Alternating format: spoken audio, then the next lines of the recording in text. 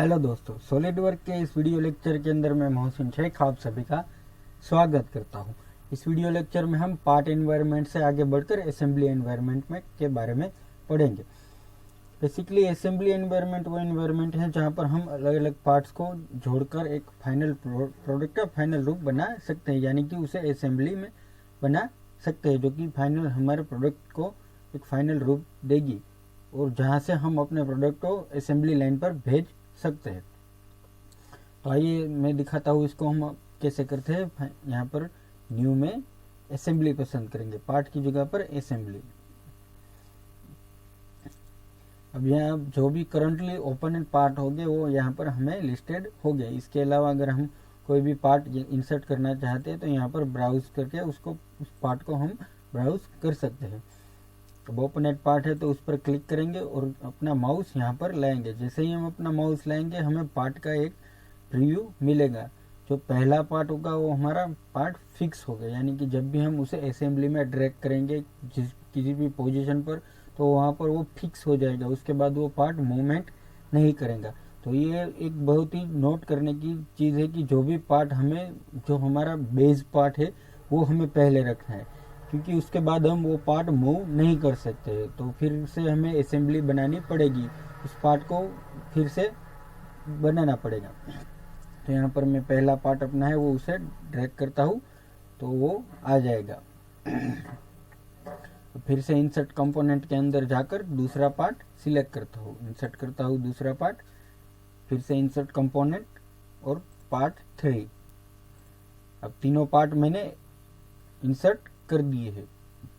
अब इसे मुझे जोड़ना है तो यहाँ पर मैट ऑप्शन है जिसकी मदद से हम पार्ट को जोड़ सकते हैं।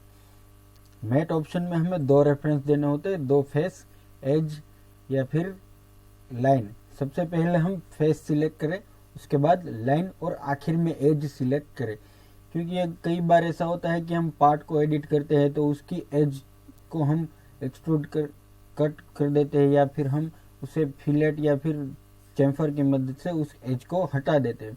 तो उस टाइम ये होगा कि अगर हमने एज यूज़ किए और अगर ये एज मिस हो जाएगा तो हमारी पूरी असेंबली में एरर आ जाएगा।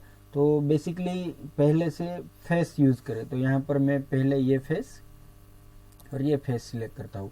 जैसे ही फेस सिलेक्ट करूँगा यहाँ पर हमें स्टैंडर्ड मेट्स दिखाई देगी, जैसे coincident, parallel, perpendicular, tangent, concentric और लॉक की मदद से हम कोई भी पोजीशन को लॉक कर सकते हैं। यहाँ पर कोइंसिडेंट की मदद से हम एक दूसरे को जोड़ सकते हैं, पैरेलल यानी कि हम उसको सीधा कर सकते हैं, परपेंडिकुलर की मदद से हम ट्रायंगल बना सकते हैं। तो यहाँ पर हम पहला लेंगे कोइंसिडेंट और ओके देंगे।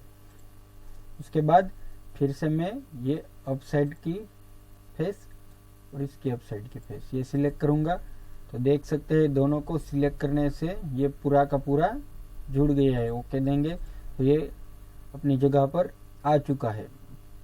इसी तरह मुझे ये जोड़ना है तो यहाँ पर मैं दोनों इस फेस की जगह पर मैं इनके दोनों इनर फेस सिलेक्ट करूँगा, ये और ये। जैसे ही मैं सिलेक्ट करूँगा आप देख सकते हैं कोसेंट्रिक मेड सिलेक्ट हो चुका है। ओके देंगे।